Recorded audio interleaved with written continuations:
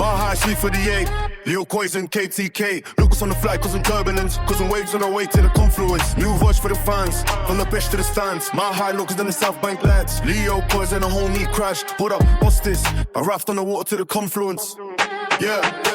It's chance, I'm bound to rounds, I love the head to the wars. If it's this, you're off the C38. This time is now. Locals on the jump to hold it down. Like the stream and do 5 stars. The mile high heart spur and crash the car. Yeah. Yes, you filthy animals. Welcome back to the Confluence. My name is Leo Coys, the Mile High Hotspur, and I'm joined by my homie, a Rapid certified sicko, the driver of the Daddy Shuttle, and the co-host of this here podcast. My homie's chilling in that California sun as we're sitting here basting in this Colorado heat as well. KTK, Krash, my homie. Say what's up to the listeners, bro. How are we doing? I'm doing really good. As Leo had mentioned, I have the lovely San Diego skyline here behind me. I am down here in San Diego for the week for my work.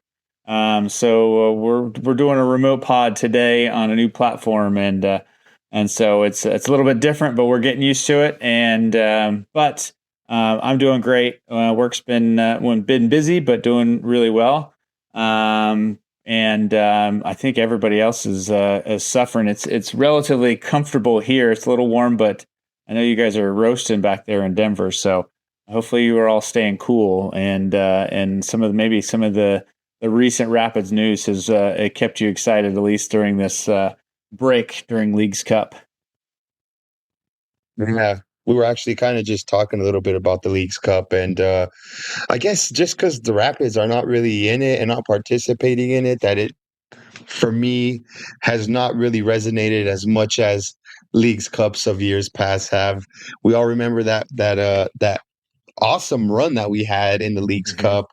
Shoot, I had a fun time, bro, watching the Rapids just put it to the La Liga, Liga MX sides here at Dick's Sporting Goods Park a couple of years ago, bro. That was a pretty fun run. Made it all the way to third place, where we actually kind of limped into the CONCACAF Champions Cup, and then we all know what happened there, my homies. But look, that was in the past. Let's talk about the present. We are now on a 10-day break, a 2-week, not even 2-week break from the Rapids. I mean, they're just taking a couple of days off while Leagues Cup is being played out. And Krash and I said, let's do another podcast. We just had the game against Austin FC here in Commerce City, which we will be breaking down. Maybe a look forward to some of the news. Obviously, there's been some massive news coming through the Rapid sphere. Some that we kind of, have been anticipating. Krash, we've talked about it plenty of times here on the Confluence. And now it's, all but official. Lucas Herrington making his way to newly promoted Premier League side Hull City. We will dive into that one as well, my homies. Plus, apart from the Lucas Herrington transfer saga, there is also some new players being linked to the Colorado Rapids that we will discuss as well. And possibly even a look forward to our next match. If we have time, we'll discuss Sporting KC on the 15th of August here at Dick's Sporting Goods Park, which will be, is it the second game, Krash, in our 3-game home stint? Yep. Yeah, it'll be, yes. So we'll have Sporting KC on Saturday, and then we'll have a quick follow-up match against LAFC on Wednesday. So this will be 3 home matches in a row. Yeah, that one's going to be tough for me to make, bro. I may have to, you know what, just because it's going to be sunny being back in the Mile High City, I may have to just head into work that Thursday, just groggy and definitely a bit knackered, but it may be worth it. We'll see what happens, my homies. But look, before we get into the episode, I just want to big up all the homies, the C38, the Centennial 38, everybody that helps put on the show, the vibes, the fun times. And last week, it was a freaking fabulous TIFO that the Rapids put on, or that the C38 and the Mile High Locals put on for us in the South Bank to celebrate the 150th birthday for Colorado, if I'm not mistaken. So big up to everybody that was part of that. It was a massive TIFO crash. I'm sure it took tons of time. I'm sure it took tons of dedication. So if you or anybody you know was involved in that, big up. Yeah, for sure. Big and up to the comp flights. I was just going to say on the TIFO real quick before we move on. I was going to definitely say it was really, really cool. I'm in section 109, so I get a really good view of all the TIFOs. And for those who weren't there or haven't seen it, it really was a beautiful display. They recreated the Colorado flag from edge to edge of the South Bank, which was really cool. So yeah, definitely a lot of work and time went into that. So big up to everybody for putting in that effort. Yeah, absolutely, homie. Great shout. And also, Krash, so we tried to meet up to get a picture every once in a while, right? I like to get a picture so that we could post it onto our socials and stuff like that. And what a coincidence, bro. I go to meet up with you out on top of 109 to take a picture. I look over to have somebody take a picture for us. And who was it, Krash? Listener of the pod, the little homie Mag. I'm like, yo, Mag, come get into this picture. So big up to Mag again. The double back-to-back shout outs for Mag. We got to snap the picture and posted it on Instagram as well. So big you up, my homie. Absolutely. And yeah, let's get cracking with the episode, my homie. Game against Austin FC. Austin themselves coming into this matchup probably needing to pick up points just as badly as we were, Krash. And we were coming off of that victory that we escaped at the death against against San Diego? Was it San Diego FC, right? Yeah, San Diego. Yeah, with that last minute goal. And then we had a game in between then too, I think I'm tripping. Yeah, we had St. Louis FC. Yeah, St. Louis, but that was the away match, right? Yeah, it was. And then we came back home. So Austin was definitely wanting to pick up some points against us as well. Again, let's get into the game, Krash, before we get any further with it, bro. The first 5, 6, 7 minutes, Krash, I want to say we're honestly, homie, some of the best vibes that I have felt in that stadium for freaking months, bro. If not a year, dude. Like, it's been so long since I felt that energy in the South Bank. And that's nothing against the bank. That's just the team was putting on, bro. The crowd was hyped. Massive crowd. Fireworks at the end of the game may have helped, propel that attendance. But still, nonetheless, when it was kickoff time, massive energy coming from the whole stadium. And the first 5, 6, 7 minutes were just immaculate, bro. I don't know how many corner kicks we got in that little short span. I don't even know how many chance creations we had in that short span. Krash, am I exaggerating when I'm saying that was easily one of, if not the best, not just starts for the Rapids, but, just energy-wise, bro, vibes-wise, just there was just something about that kickoff, dude, that felt different. Yeah. No, I agree with you 100%. I even, I think I even tweeted it out that that first 5 minutes was the loudest, the most energetic crowd that I've seen in a long time, which I was really proud of. I was like, this is exciting.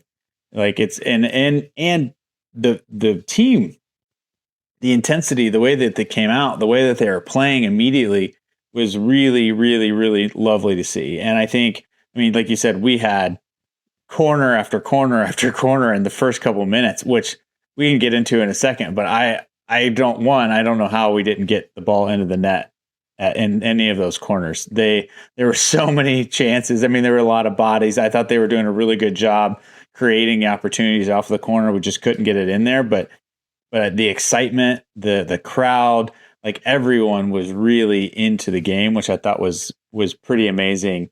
And really the consistency of that through the whole first half, which was pretty exciting. So I was ready to go. It seemed like the team was ready to go. It seems like the crowd was ready to go, and it just was really perfect conditions all the way around. That was, bro. It honestly was, dude. And it didn't take long for everything to kind of just start to peter out, bro. Mm-hmm. The intensity was still there from the players. Don't get me wrong. Georgi Minoungou on the Rapids left-hand side was trying his best to literally cause a ruckus. And then Dante Sealy as well. I know, like, the way the game ended up playing out, I can't help myself now looking back at the game, just seeing all the chances that we had, it just, and I'll even, we'll touch on something here in a little bit that Matt Wells was asked after the game and he answered to, but not enough final product again, bro. And like, I feel bad really saying something like that after literally just bigging up the start of the game and just, giving so much props to the Rapids. But the reason why I feel like the crowd was hyped, bro, but we ended up taming it down. The team was hyped, but they ended up taming it down. The whole overall vibes with the game, it just slowly, and the momentum just, it didn't hold that high threshold. You know what I mean? And I think it's because none of those opportunities were put in the back of the net. None of those chances were goals. You know what I mean? It was just attempt after attempt after attempt after attempt, and that gets frustrating. And you can only imagine that gets to the players as well. Krash. It was a frustrating. It was a frustrating. What's the words I'm looking for? Like just a frustrating reoccurrence, if you will. You know what I mean? Yeah, I sure do. And that was my biggest criticism of this game, to be honest, was that we had such an electric start. It was such a good we had so many opportunities to kick off the game, and even really straight dominated the first half, like, completely. And if you look at the stats, I'll pull up the first half stats here just so I have them. I mean, we had almost 75% possession. I mean, if you look at the metrics, everything was on the Rapid side. We created a 1 XG. We had 9 shots, 3 shots on target. We touched this is one of the biggest stats, and one of the stats we can talk about here in a minute, just for the whole game. But for the first half, we had 26 touches in the opposition box. We got the ball into their box 26 times, and we weren't able to finish. We had 8 corners in the first half.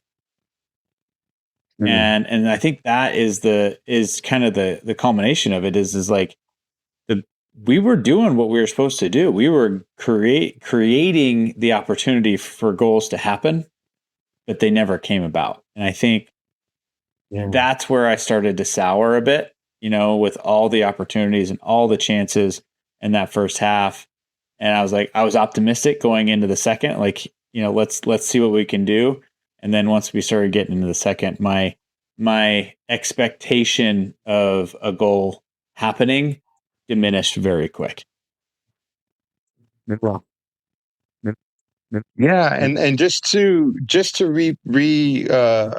trace our steps here, I want to go back to the beginning. We started off the game with, I want to say kind of like that patented 4-2-3-1 that we've been seeing from Matt Wells. Of course, Nico Hansen was in net. Who, big yourself up, Nico Hansen, bro. He replied to us in the Instagram and said thank you, right? Because you told him you're smashing it, homie, you're killing it, and he reached out and said thank you, bro. So that was honestly a pretty neat touch there. I like that. So Nico Hansen was in net for us, of course. Back four of Reggie Cannon on the right, Lucas Herrington in the middle with Loic Williams and Miguel Navarro, who played a massive inverted role there, bro. I know Greg, the homie Greg and fellow listener of the pod, pointed out, like, look how far in Navarro was literally tracking in, bro, almost playing a six himself. And then we move forward with Hamza and Wayne Frederick getting the start. And our three up top was Georgi Minoungou on the left, Paxton Aronson in the 10, Dante Sealy on the right-hand side, and of course, our Brazilian R9, Rafa Navarro, was up top there leading the attack. Wayne Frederick, bro, was a bit active as well, dude. Almost got himself a header goal, was just a bit wide there and hit the side netting there, which again came from one of those opportunities early on from those corner kicks. I'm looking here at the momentum meter, bro, and throughout the first half, Krash, like, the momentum it's not lying. The chart is not lying. It was all peaks for Colorado Rapids, but it was for nothing, bro. For nothing. You have a couple of 2-3 little spots that, Austin had some sort of attack or some sort of threat, but at the end of the day, didn't pose any threats whatsoever in the first half. It wasn't up until that second half where you start thinking, I know Greg and myself were thinking, talking to each other and saying, dude, this has written all over where, the Rapids have been just dominating possession, dominating every metric, but yet Austin could just put it in the back of the net with one of their only few chances, and then it's a freaking uphill battle from there. Krash. Absolutely, yeah. And I think another notable piece of this is that right before this game, we really got the kind of the bomb that we'll talk about in a little bit with Lucas potentially going to Hull City. And the question was, is he gonna start? Is this real? And we kind of expected, if he doesn't start, then we know he's absolutely gone. But we also had Rob Holding, who was on a red card, so we didn't have the quality of the back that we are accustomed to. Obviously, Loic is there. Noah Cobb is definitely a solid option there if needed, but it seems like Lucas was available and he played, which was great. And I think the interesting thing to look at is this was Lucas's actually probably one of his worst game as a Rapid, and might have been his last game as a Rapid. So it's just kind of an interesting thing. I mean, it does kind of make sense, and I don't want to give him a bunch of criticism here. He came off of that World Cup stint. He's back in the team. He's got a lot of things going on. You don't want to put yourself in a position to ruin any of those opportunities. So I'm not going to criticize him. He still had a solid game. It just was, what we normally see from him. He's actually much higher rated. So I just thought that was interesting to look at. But all said, the defensive back line and the defensive unit of this game did play really, really solid. Yeah. No, they definitely did, bro. And let's talk a little bit about the stats, bro. I mean, possession heavily favored for the Rapids. That's not been a secret. What are we? We're in the top 5 for possession, right? In all of the league, if I'm not mistaken. All right. I could be wrong, bro, but I'm pretty sure I saw we that might be. There's a potential for it. I kind of take we can be top in the league in possession, but we are not the top scoring team in the league. So we can. For sure. It seems like we can pass the ball around all we want, but if we can't put it in the back of the net, it doesn't do us any good. Well, and so I kind of hinted on that a little bit earlier, bro. I don't remember if it was this game or if it was our 1-0 victory against San Diego, where I think it was actually Matt from the Pidcast that asked Matt Wells if that type of play was sustainable, right? Like being able to just control the game for the whole game, control possession for the whole game, but yet barely squeeze by with, a last-minute effort or even just a 1-0 victory. And he said, Matt Wells doubled down and said, yeah, it's very sustainable, because he would be worried if we had the possession but no expected goals, right? Mhm. And I think recently we've had a couple of games where we did have the expected goals in our favor, Yeah. because of course, I mean, we've been trying to uh, put the ball in the back of the net. It just hasn't been happening. Like, even that game against San Diego FC, we had tons of chances. Like, we touched on it on the last part. We had a couple of goals that were called offside, but apart from Yeah. that, like, we still had chances. Tons of chances on this one. I'm seeing 23 total shots, which 8 of those were on target. 50 touches in the opposition box. Bro, that lopsided to Austin's 8. That's Mhm. 42 more touches, 5 big chances, 4 big chances missed, right? And accurate passes, we had 448. Dude, the metrics there do favor us, but the only one that is not really like helping me convincingly is the lack of goal scoring right now, bro. Yeah. Yeah. No, and that's the key. I mean, I think, like, Matt well said. I mean, we're not. He'd be worried if we're not creating the chances, which makes sense, right? But we are. I mean, we had almost 3 expected goals this game, and anybody who watched this game who was there in person saw they were putting it to Austin. Austin sat in a low block, and we were creating opportunities. We just could not get anything into the back of the net, and that's the thing that started to eat me at the end. Started going into the second part of the game, and I tuned out. I just knew I know this team well enough. I know what we've been doing, and I just said it's not coming. This is the game that we've seen before.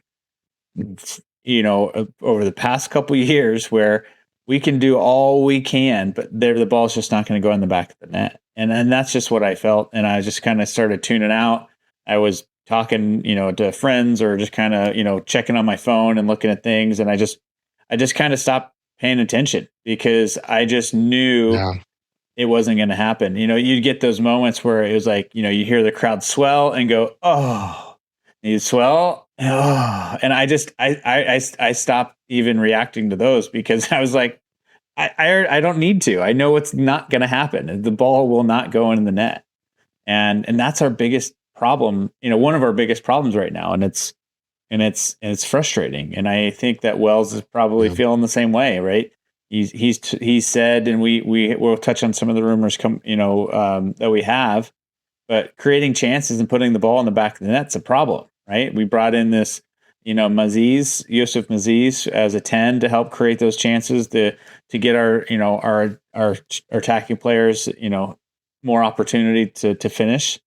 And now we've hopefully got maybe 1 or 2 more that are on the list that could come in to help that, because, we just can't quite get it. Yeah. Yeah, dude. That's funny you mentioned kind of just being checked out.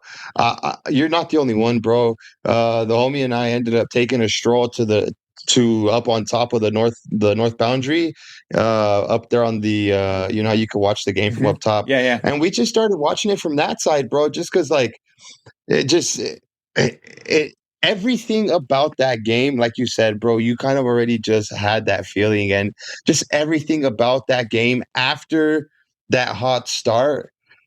I want to say, just leading into the second half, we just I was tuned out, bro, honestly, and you're not alone in feeling like that, bro. We what kind of just went over there to get a better angle of the game, not necessarily expecting to see anything worth it, bro. Not even gonna lie, like, time and time again, it's been the way the cookie has crumbled, bro. You know what I mean? And that Yeah. was, for me, Krash, the most worrying part is this team is set up in a low block.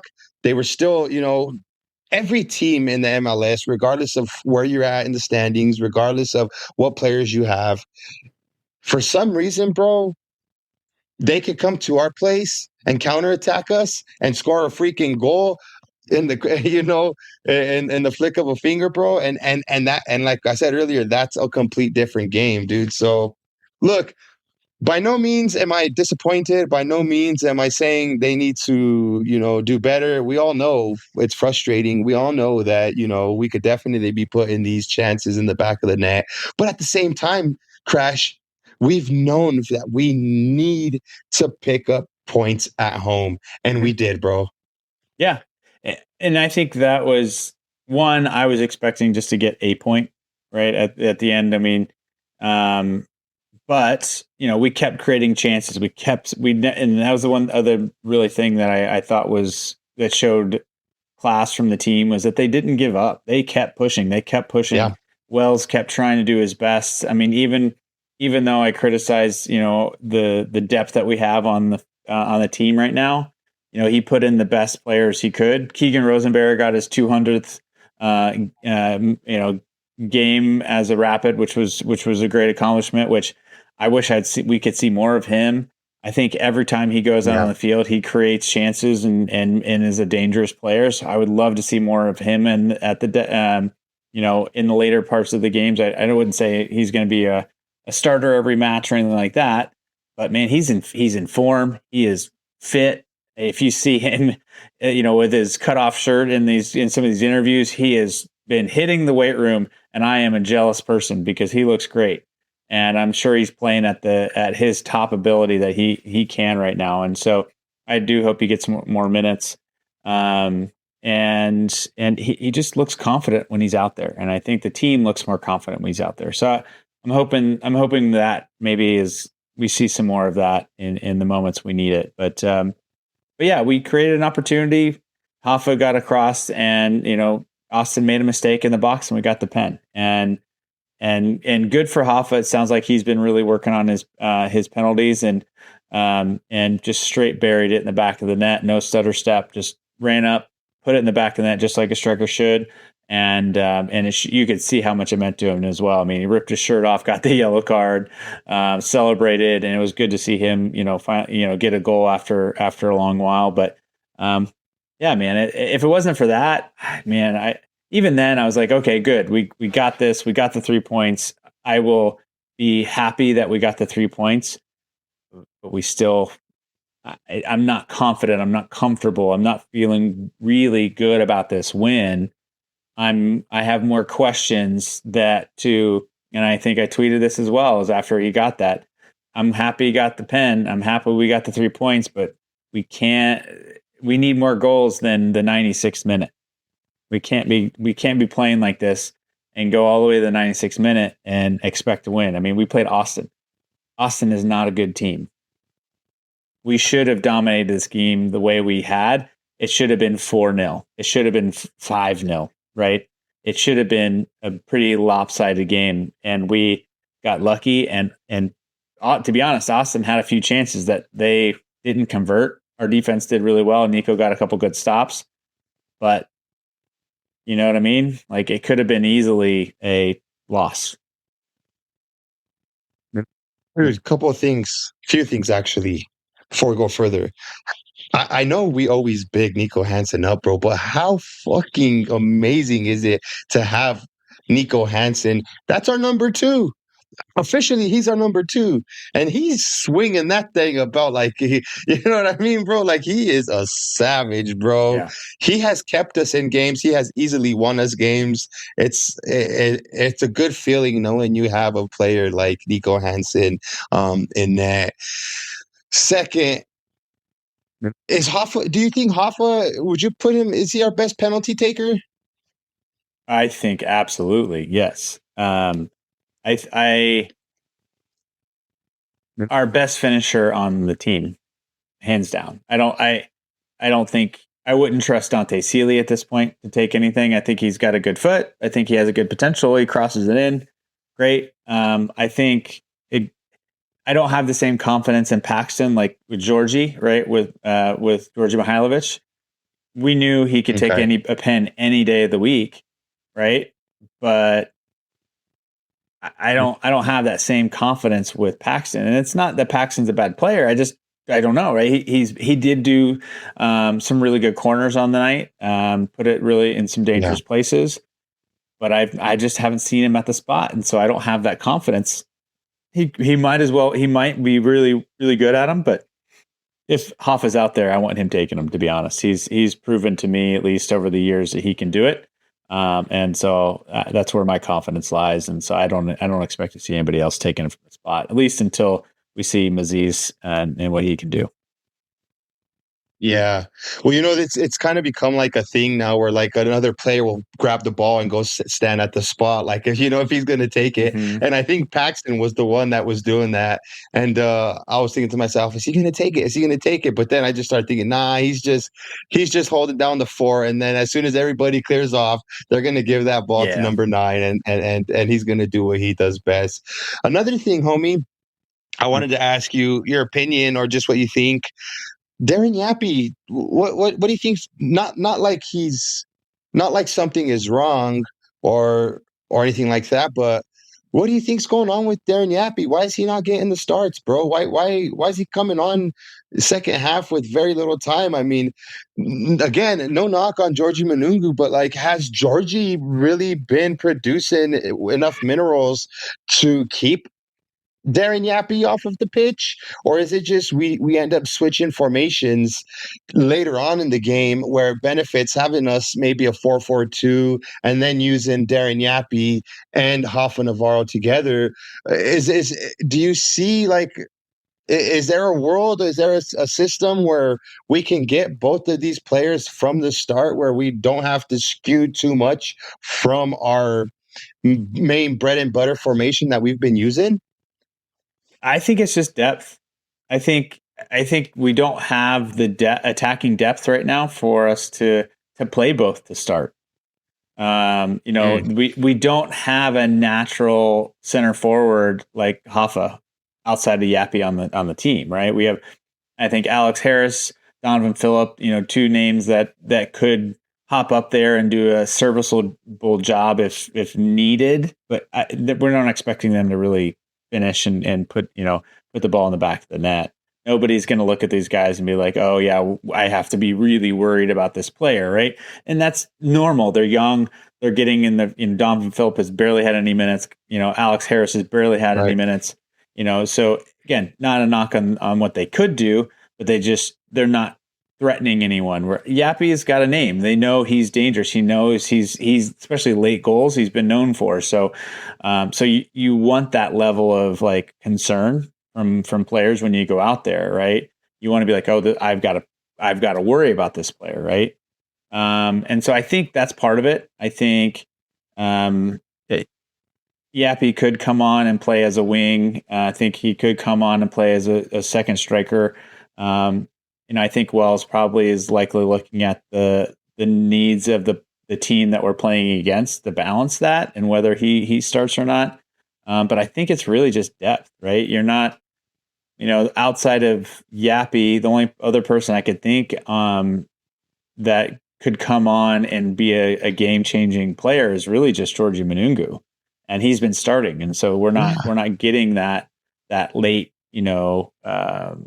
tired legs can make things happen kind of a player. And so really it's I think it's really balanced between Georgi and Yappy as that kind of super sub, off the bench player, because we don't have any attacking depth. We got rid of most of our midfield that were in there. Teddy is still injured. I think he's out for a bit longer. And who knows if he's going to be fit or even really mesh in this system the way that we would hope. So we just don't have the players, and it's all R2 and kind of, below at this point to kind of make up that difference. So what Matt Wells is doing the best he can with what he's got in front of us. And we really need, visas to come through for Youssef, and we need these potential transfers to get put over the line as fast as possible, because the longer we wait, the longer we're going to be in the same boat. Yeah. Well, before we do move on to that, bro, I just want to say I think a game like this would have been perfect to have a Yappy on the wing to start with, because just given Georgie's track record, he's not been the most effective on that side. However, I almost fancy him more coming on against tired legs in the second half more than I would a Darren Yappy. You know what I mean? Because I think when we're forced to rely on Darren Yappy to come in the second half, it's because we need a goal. We need a goal. Yeah. And don't get me wrong, granted, that may be the same situation if we were to do it reversed with the Darren Yappy starting and then, okay, Georgie, go out there and make something happen. I kind of almost fancy our odds in that situation as opposed to throwing Yappy out there, even though Yappy has proven to come up with the late goal. I mean, none more relevant for me than the game against Inter Miami, where he came on right away and bagged that one that blew the roof off a freaking empowered field. But Georgie has that explosiveness that I think Yappy doesn't. I think he's got more of like that 1v1, I'm going to take you on and do you mentality.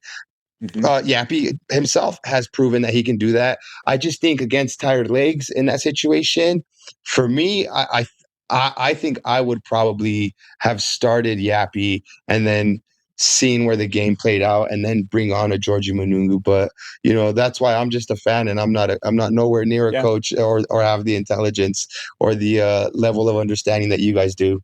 Yeah, well, I will say though, at least in the first half, because I'm on the east. My seats are on the east side of the field, which is we were attacking the south bank, and that put Georgie there on the left. He was lighting up that fullback, number 30. I forget who it is from Austin, but I mean, Georgie would get that ball wide. He would come in, and he would go 1v1 every time against that fullback and just light him up. It was so funny because it almost was a point where he would get the ball wide. They'd be 1v1 on the outside. And Georgie, I could just imagine Georgie smiling, going, "Here we are again. I'm going to just beat you again."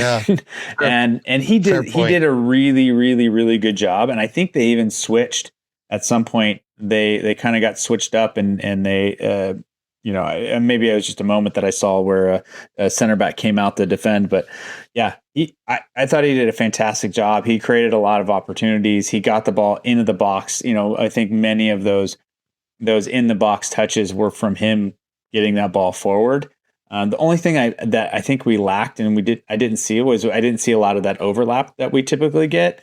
He was getting into the box and then just not really being able to service it. With Austin being so compact. Which was hard.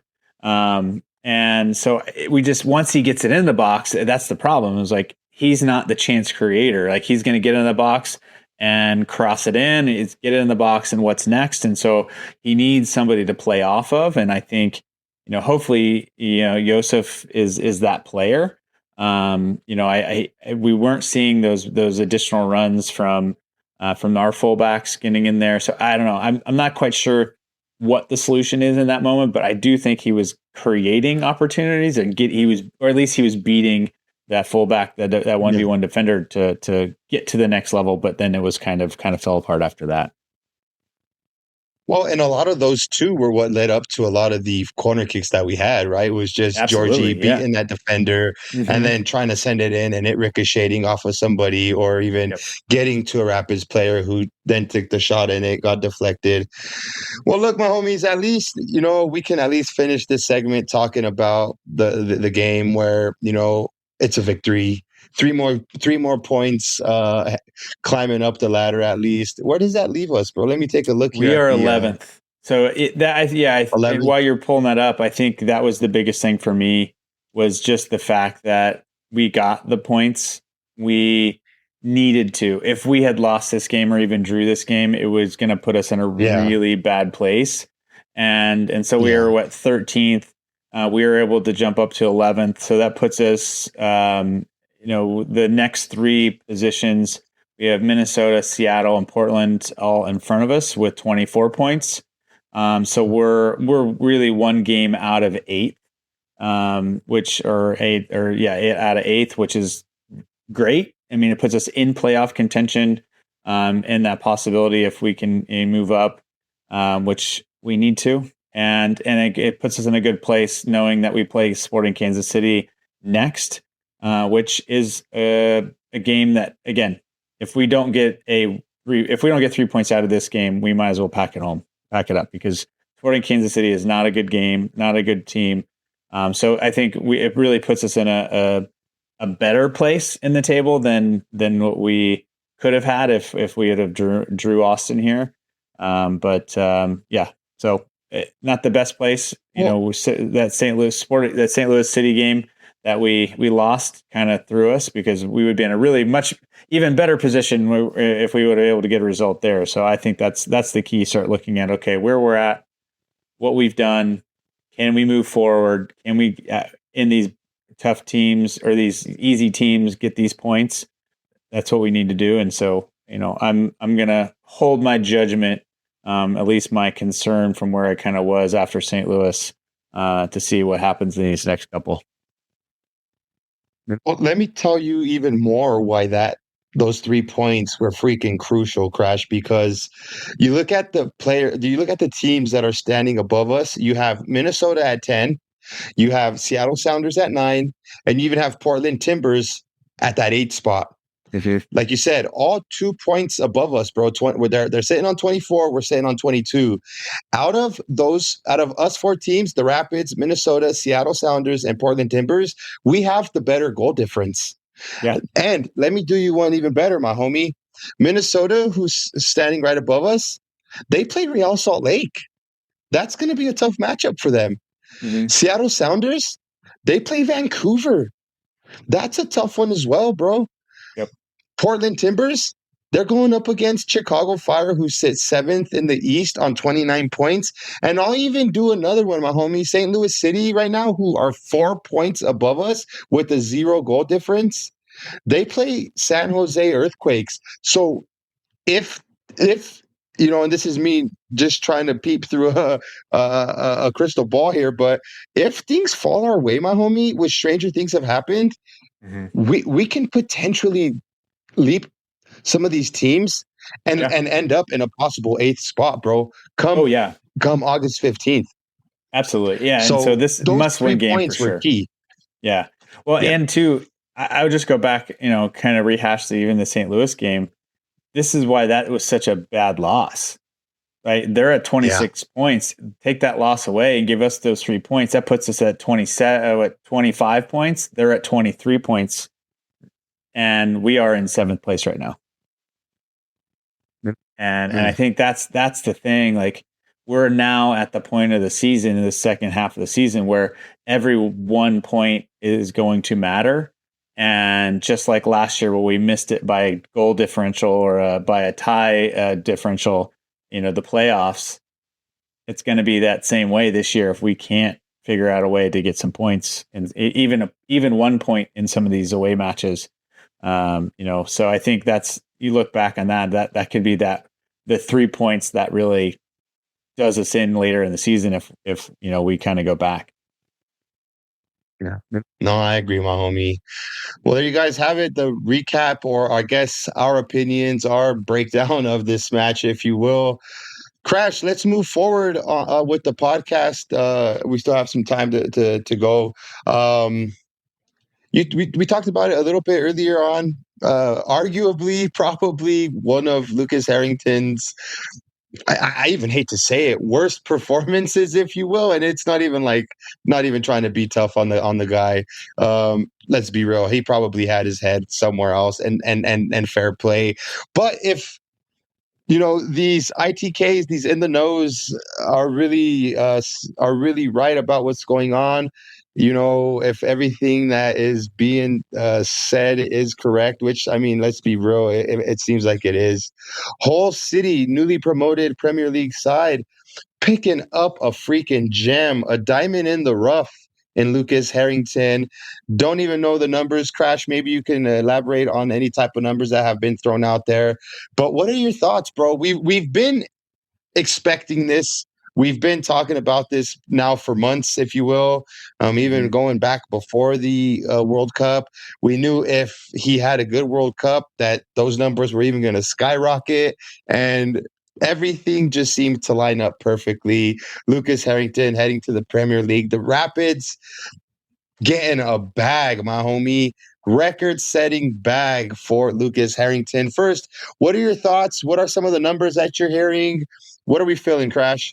Yeah, no, we went into the World Cup expecting there to be a lot of attention on Lucas. We went into this season even after a couple games knowing that there's a good chance that he's going to, not be around for very long. I mean, Judgmental Jim had even mentioned that there were talk that he might not even make it to the Rapids. We sell him before he even arrives. So there's always been the attention to him. But yeah, I mean, this is now going to be, I'll go over the stats here in a sec, or the numbers here in a second. Another league record transfer for a center back that's going to beat out Moise Bombito, which happened 2 seasons ago. This is going to be another Rapids record transfer. And it's just going to show, to me, this is a very positive thing when it comes to the Rapids and the scouting department. And we seem to be able to find young, talented center backs, which is great. Yeah. I love this. This is a good opportunity. I think one for Lucas, it's going to be a huge opportunity with a good potential landing spot, a Hull City newly promoted team into the Premier League. So he's going to get minutes. He's going to get time. He's going to get opportunities to play against the best attackers in the world, which is great. And the other side of it too is a newly promoted team. It's tough in the Premier League, right? There's a good chance that they get relegated and drop back down even just next season, but that's not going to affect him. I think, he's going to be a player that's going to get the quality minutes that he needs, regardless of the team that he's on. And I think that being with Hull City is they're going to play him. He's going to start. He's going to be out there. And I think that's huge for his development, and huge for us, because you look at that, the numbers that are breaking down, 17 million fixed fee flat. We're getting 17 million for him, which is huge. $6 million worth of add-ons that'll get included on that, depending on metrics and how he performs and minutes and all those other things, I'm sure. That's around $23 million. Outside of that, we have another 15% sell-on clause on any profit. So if they sell him on to, say they get relegated next season and, for whatever reason, and he's doing well, but some other Premier League club wants to keep him, they sell him for $40 million. We're getting 50% of that additional, $17 million that's going on for that sell. Which is huge for us. So that the exponential gain of this could be huge from that perspective. And so I think, one, for Lucas, he showed his class. He shows his every game, his dedication to the team and to his own development.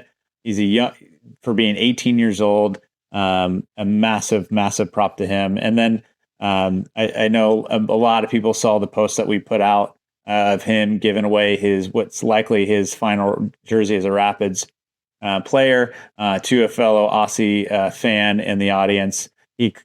I was out there watching. It was fantastic. He saw the flag. He saw the fan. Went to security. Says, "I want them to come down." Got them down. Was able to do the swap with that fan. And so if you go to our Instagram page, you'll see that even we got the fan interacting with us, showing the picture that she got of his jersey, which was great. And so again, class player all around, and I'm excited to see him play in the Prem. It'll be interesting to see what happens when he goes against the Spurs. I don't think Leo's going to think kindly of our young Lucas there, but I think we all wish him well when he's over there. So it hasn't been signed, hasn't been official, but I would imagine he is probably in England somewhere right now doing a medical and going through all that. And we probably will get a final deal here within the next couple days, I would imagine. No, I'm super stoked for him, bro. I will always be a supporter of him. I mean, even way more so than Moise Bombito. Moise Bombito was probably one of my first favorite players that I kind of got to like as a Rapids fan, and then right away he went to Nice. But him, Lucas Herrington going to a Premier League side. Hull City is not like one of these teams that has, is huge on a rivalry. No reason why, any team besides maybe their main rivals should really not pay attention to him. Mhm. Newly promoted side, right? I mean, it draws a lot of attention. Are they going to survive? Are they going to go down? We've seen Sunderland last season, a newly promoted team, get into Europa League, bro. If it's not Europa, it's Europa Yeah. Conference. But there's money.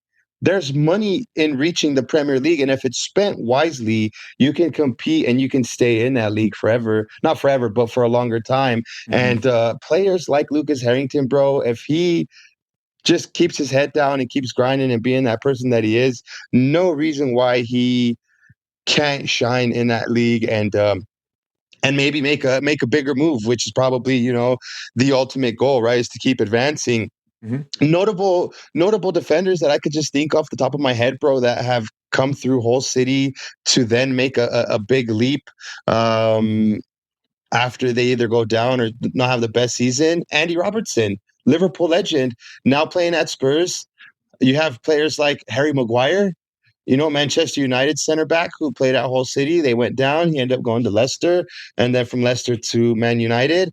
Krash, I even think Ben White, Arsenal player, was at Hull City, went to Arsenal. So you will have eyes on you playing at this team. Why? Because it's a shitty thing to say, but you're right, bro. A lot of these teams will look for, Premier League proven talent from these relegation fodder sides, if you will. And if he takes to it, bro, he'll take another. He'll get picked up by another squad. So Oh, I'm easy. definitely going to be rooting for him. Even if he plays against Spurs, I'm still going to be rooting for him because that man is that kid, that young man has definitely he's earned it, bro. He's earned my respect.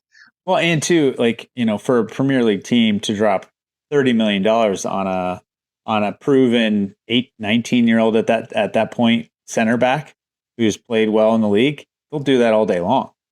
And so I just see the potential for us to really get value even in the next year or two from him as a real potential.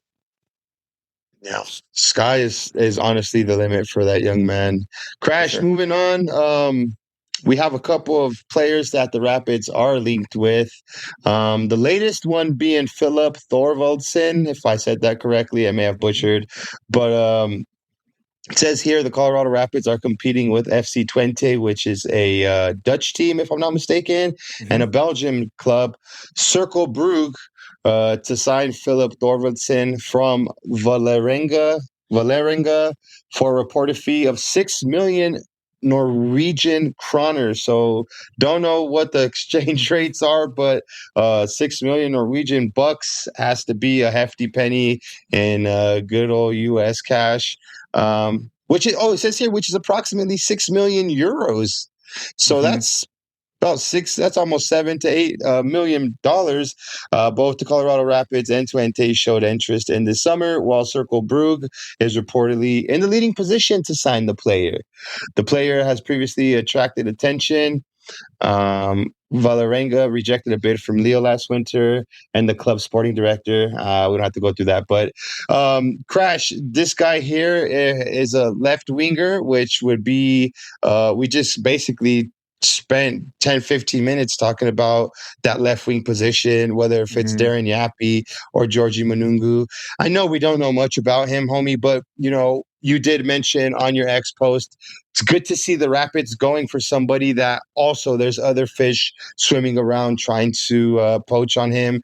Thoughts on that link, homie? Yeah, no, I mean, there of the info and kind of rumors that we see, this is a 20-year-old left wing who has international attention from other clubs. And this is what we want, right? We have open U22 signings spots available. Philippe has I've seen some good highlights from him. You're seeing relatively solid goal contributions from him from the seasons he's been involved. And so this is positive, right? It's like this is a young player that is showing promise, that is getting attention from clubs around the world, and I think he's even got I think there's other MLS clubs that are interested in him.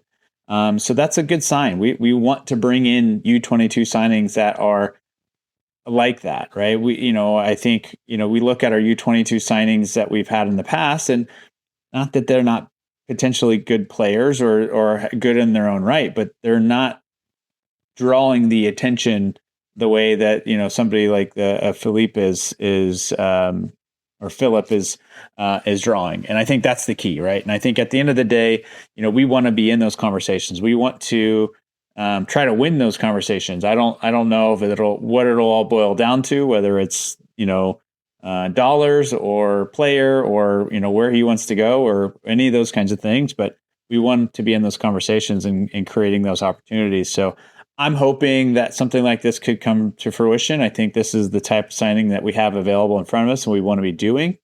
I would love to be able to fill two U22 slots before this window ends. Will we do it? I don't know, but this is the type of signing we'd want for sure. Yeah, no, and even like this is going to be a weird thing to say, but even seeing that type of price tag on him and seeing that the Rapids are, probably not afraid to spend some of that Lucas Herrington money makes me feel good. It makes me feel good that we're linked to a player like that. Now, hopefully it becomes something that turns into something more concrete and, bids are made and stuff like that. Then I'd feel even a lot more better. But no, I don't know much about him. Super glad that, like you said, there's other teams, even MLS teams. And I think we mentioned even Hull City might be in for him as well. Yeah, there's a rumor of Hull City as well. But, at this point, there's rumors flying around left and right. So who knows what, bot has pushed some of that out there. But at least this is, we've seen a couple of clubs that are really linked. And I think it's really the Belgium, Dutch, and the Rapids at this point. Nice. Also, to another attacking mid that we are linked to is Espanyol player Javi Hernandez, a 22-year-old attacking midfielder. Colorado Rapids and DC United from the MLS are interested in Javi Hernandez, a 22-year-old Spanish attacking midfielder who plays for Espanyol. From within Spain, Osasuna and Elche are also interested in him. Additionally, several Portuguese clubs have inquired about his situation. His current market value is standing at 1.5 million euros. Hernandez played 47 matches, scoring 8 goals and providing 4 assists through the attacking midfield position. Does this one move the needle at all for you, Krash, or is this probably just some more, like you just mentioned, some more Xbox? Yeah, I don't know. I mean, it's not that it doesn't. It does seem like his profile is a little more like Paxton and Youssef than I would say the wingers. But yeah, I mean, if I'm not mistaken, Espanola did get promoted to League One this year. I think they worked their way up. So for me, that's a good sign that he's a player that's working his way forward on a good team. He's playing against solid players, and then the other side of it too is I look at we got Loic Williams from a League Two side in Spain, and honestly he's been really positive. I think he has good quality, solid center back for us, and so maybe there's something to that league that we're able to poach another solid player from. So don't know, have no clue, what that is. One positive to it is that him and Loic would have at least played against each other, or maybe have some, potential there. And so that's always a good connection, having, two players similar, from the same league, knowing each other a bit, which always helps with team dynamics. So I don't know much about him. There's not a whole lot of tape on him, and that kind of thing. But I could see where this could be a potential positive. I like how you mentioned the team dynamic, because it does seem like the Rapids have done good in bringing in players that are good apples. You know what I mean? Like Loic Williams seems to have a great relationships early on with, the Spanish speaking crowd, and I'm sure the English speakers as well, because he could do both sides. But you see the celebrations when he scored his goal, like it was just everybody was happy for him to get that goal against San Diego FC. Not just because it was the late game winner, but because he seems like he's just a good character to have into the locker room. And you would just think maybe bring in another guy from that same league, another Spanish player may bear the same type of benefits, the same type of fruits, if you will. So I'm a fan of that one. We'll see what happens. Sure. I agree with you. I agree with you in the sense that it seems kind of like the same type of Paxton Aronson and Youssef Maziz type signing, though. Mm-hmm. Yeah. Well, and I think too is you go back to Loic. I mean, he also got the captain's armband right away, so I mean, it just shows his character. But I think the point that I was really getting to is that seeing these signings mesh well with the team. I think that really boils down to Matt Wells, and he's mentioned his interviews and conversations with the players before they come in, and kind of vetting them to the style of a player that he wants and a profile of player that he wants, and making sure that they're bought in before they make that signing. So I think that really has a lot to do with it. And so I'm hopeful. We'll see what Youssef, once he finally, gets his visa and paperwork cleared and joins the team. If that keeps continuing, I'm not saying I have no inkling that it wouldn't. But yeah, I think that's what we hope for. I think he's seeing, this is the player I want. This is what I expect from you. And we're getting that from the players because he's the one who's ultimately picked them at the end, for that final decision. Yeah. So I think that's the good side of it. Yeah. Krash, sorry to put your ex-posts on blast. I follow you and I always kind of pay attention to them. I like your post that you said about Maziz, like, what's going on with the green card? Like, why is he having to practice by himself? You know what I mean? Just because it's not like he doesn't have his green card or something like that. Could you mind elaborating a little bit on that one, homie? Yeah, well, for me, I think it was Box State Footy, or I'm not sure who it was specifically. Was just had said that Youssef was with the team ish. I'm going to say quote with the team, but training to the side and training on his own because due to the way the visa restrictions are, is like he can be in the country, he can be, and nothing's keeping him from being on the grounds at Dick's, right? He nobody's stopping him from training on his own, right? But he can't be with the team. He can't, contribute with the team. He can't practice with the team. Like, so for me, it's just like, what is this BS that he can be in this country and not like actually be with the team and practice? I like whatever visa, whatever tourist visa, whatever he's here.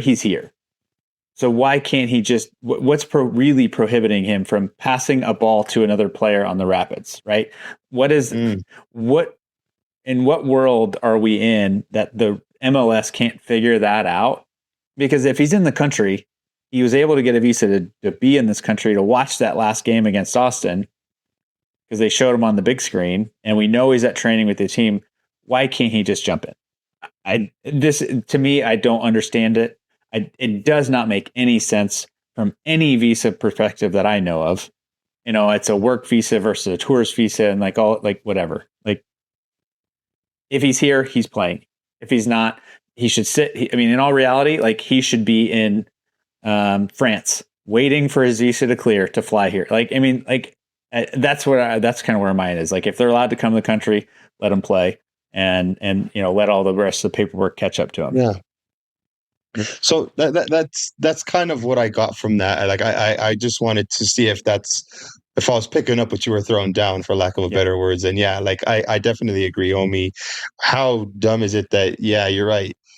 It allows him to be a part of the team, do everything else, but hey, you just can't officially start training with these guys yet. Matt Wells has a big, giant whiteboard on the other side of the field that he has to draw really big letters or a big screen so that he's like, okay, team, this is what we're doing. And then he can, like look out the corner of his eye to see the tactic. Like, come on, he's a private citizen.